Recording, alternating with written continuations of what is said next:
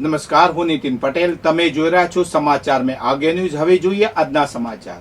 Mehsana municipal corporation દ્વારા સરકારી કચેરીનું સંચાલન ટેકનોલોજીના માધ્યમથી સરળ અને ઝડપી બનાવવાના પ્રયાસો કરવામાં આવ્યા છે.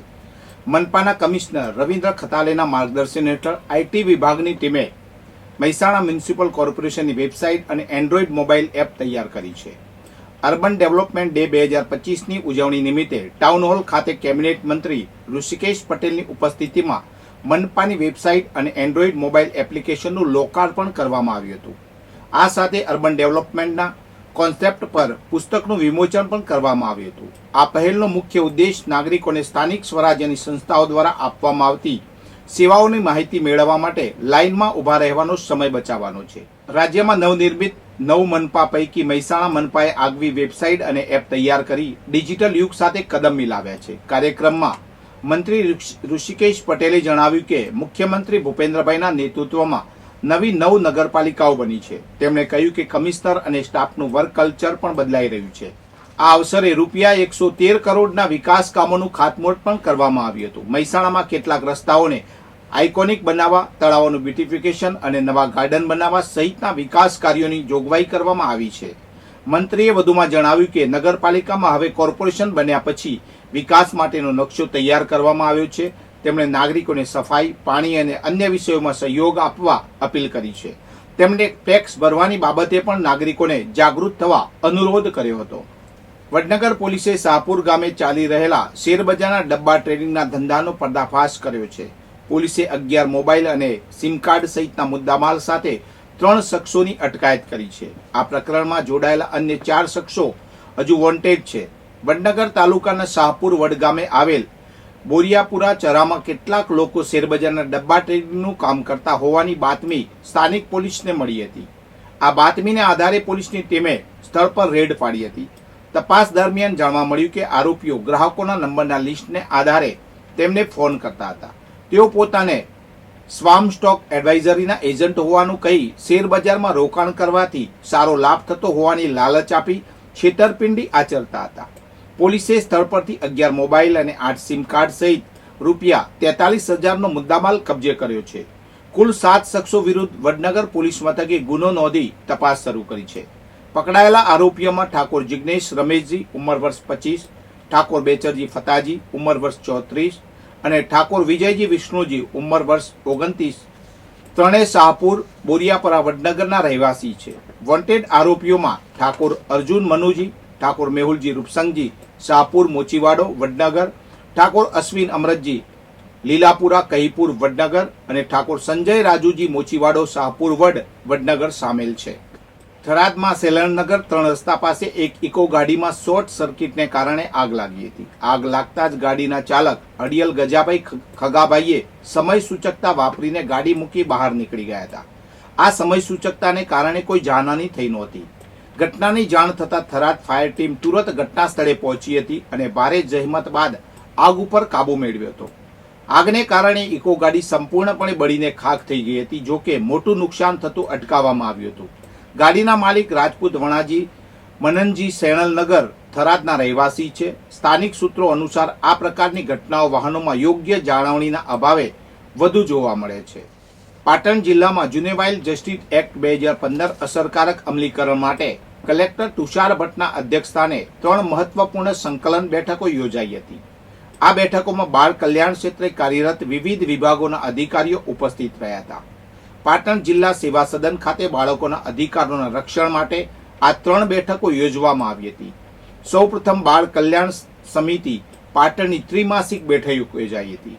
આ બેઠકમાં કાળજી સંભાળ અને રક્ષણની જરૂરિયાત ધરાવતા બાળકોને સંસ્થામાં પ્રવેશ તથા મુક્તિ અંગે વિગતવાર ચર્ચા કરવામાં આવી હતી. ત્યારબાદ જિલ્લા બાળ કલ્યાણ અને સુરક્ષા સમિતિની બેઠક યોજાઈ હતી. આ બેઠકમાં જિલ્લા બાળ સુરક્ષા એકમ દ્વારા વિવિધ પ્રકારના ક્ષમતાવર્ધન તાલીમ અને જાગૃતિ કાર્યક્રમો અંગે ચર્ચા થઈ હતી. સાથે જ કાળજી સંભાળ અને રક્ષણની જરૂરિયાત ધરાવતા બાળકો સંદર્ભે કરવામાં આવેલ કામગીરીની વિગતવાર સમીક્ષા કરવામાં આવી હતી. આ બેઠકોમાં જિલ્લા મફત કાનૂની સેવા સત્તા મંડળના સેક્રેટરી, જિલ્લા વિકાસ અધિકારી, નવા નિમણૂક પામેલા CWC ચેરમેન અને સભ્યો JGB સભ્યો, જિલ્લા આરોગ્ય અધિકારી, સરકારી શ્રમ અધિકારી ICDS, પોલીસ વિભાગ, આયોજન અધિકારી, અનુસૂચિત જાતિ અને વિચરતી જાતિના પ્રતિનિધિ, જિલ્લા સમાજ સુરક્ષા અધિકારી, જિલ્લા બાળ સુરક્ષા અધિકારી તેમજ અન્ય બાળ કલ્યાણ ક્ષેત્રે કાર્યરત વિવિધ વિભાગોના અધિકારીઓ ઉપસ્થિત રહ્યા હતા. આજ રોજ તારીખ 26 જુલાઈ 2025 શનિવારે કેડી ફાઉન્ડેશન પ્રોજેક્ટ દિશા અંતર્ગત કેડી હોસ્પિટલ અમદાવાદ દ્વારા જોટાણા ખાતે સાર્વજનિક હોસ્પિટલમાં આંખોની નિઃશુલ્ક તપાસ માટે કેમ્પ યોજાયો હતો. આ કેમ્પમાં આંખોને લગતી બીમારી જેવી કે મોતિયા, જામર, વેલ, આંખની કીકી, આંખના પડદાની બીમારીનું ચોક્કસ નિદાન કરવાનો વિનામૂલ્યે કેમ્પ યોજાયો હતો. આ કેમ્પમાં મોટી સંખ્યામાં લોકો જોડાયા હતા અને આંખોની તપાસ કરાવી હતી અને જરૂરિયાતમંદ દર્દીઓને અર્તન સાધનો અને અર્તન તકનીકથી ઓપરેશન કેડી હોસ્પિટલ અમદાવાદમાં વિનામૂલ્યે કરી આપવામાં આવશે. આ કેમ્પમાં કેડી હોસ્પિટલના આસિસ્ટન્ટ જનરલ મેનેજર જનકભાઈ સાધુ અને તેમની ટીમે ખૂબ જ ઉમદા સેવાની ભાવનાથી કામ કર્યું હતું. તેમજ જોટાણા ગામના માજી સરપંચ અને જોટાણા બાર એસોસિએશનના પ્રમુખ ભાવેશભાઈ ચાવડા તથા જોટાણા તાલુકા ભાજપના પૂર્વ મહામંત્રી મુકેશભાઈ પટેલ બંને આગેવાનોનો ખૂબ જ મહેનત કરી કેમ્પને સફળ બનાવવામાં આવ્યો હતો. આપનું શુભ નામ સાહેબ? મારું નામ સાધુ જનકભાઈ જગદીશભાઈ છે. બરાબર. આપ કેડી હોસ્પિટલમાં કયા હોદ્દા પર છો? હું કેડી હોસ્પિટલમાં એઝ એ આસિસ્ટન્ટ મેનેજર કામ કરી રહ્યો છું અને છેલ્લા પ્રોજેક્ટ દિશાની અંદર સમગ્ર સંચાલન છે. છેલ્લા 4 વર્ષથી હું કેડી હોસ્પિટલમાં રહી અને આ પ્રોજેક્ટ દિશાનું કાર્ય સંભાળી રહ્યો છું.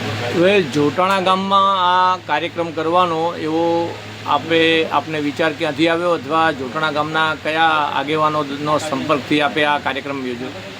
જોટાણા ગામની અંદર ઘણા સમયથી એક કેમ્પ કરવાનું આયોજન મનમાં હતું, કારણ કે જોટાણા એ તાલુકાનું ગામ છે અને આજુબાજુના વિસ્તારની અંદર ઘણા ટ્રાઇબલ અને જરૂરિયાતમંદ લોકો છે.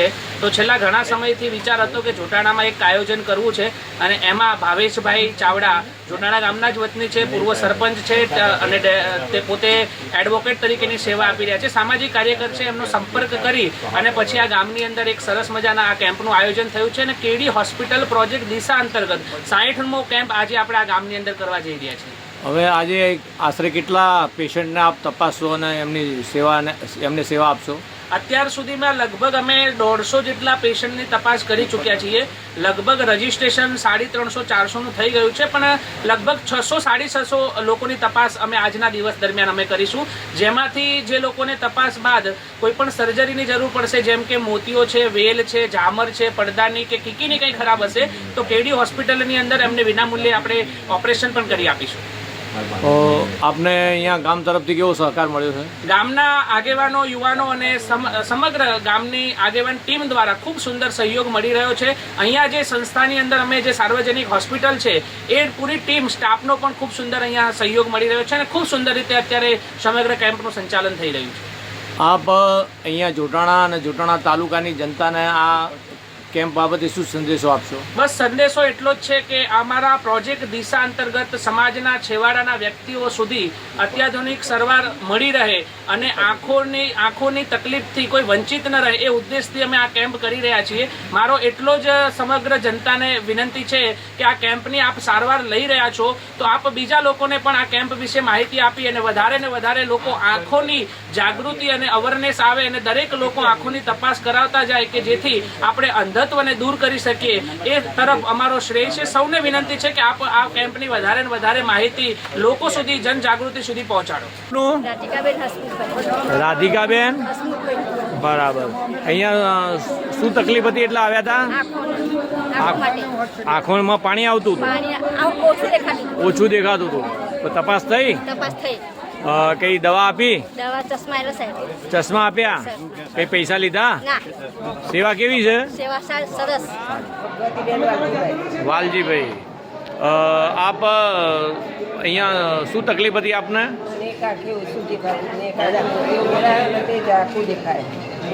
ઝાંખું દેખાય છે કાંખે. તો તપાસ કરી? બરાબર. પૈસા કઈ લીધા? ચશ્મા આપ્યા કે એવું કઈ?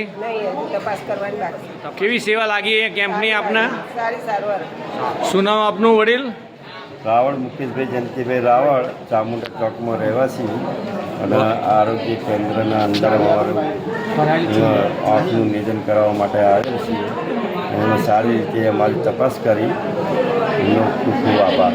માજી શું નામ આપનું? શારદાબેન બજરંગભાઈ રાવળ. બરાબર. કયું વતન તમારું? જોટાણા. શું તકલીફ હતી આંખની તમને? આખી દૂરથી દેખાતું નહીં સમજો. દૂરનું દેખાતું નથી. અહીંયા ચેકઅપ કરાયું? ડૉક્ટરે શું કહ્યું આપને? ચશ્મા આપ્યા. ચશ્મા આપ્યા? પૈસા લીધા ચશ્માના? ના ના નહીં. તપાસ કરવાના પૈસા લીધા? ના ના જાય. ડૉક્ટરોએ સેવા સારી આપી? આ ગામના બધા જે આગેવાનો છે એ લોકોની સેવા કેવી છે? વધુ સમાચાર માટે જોતા રહો સમાચાર મેં આગે ન્યૂઝ. નમસ્કાર.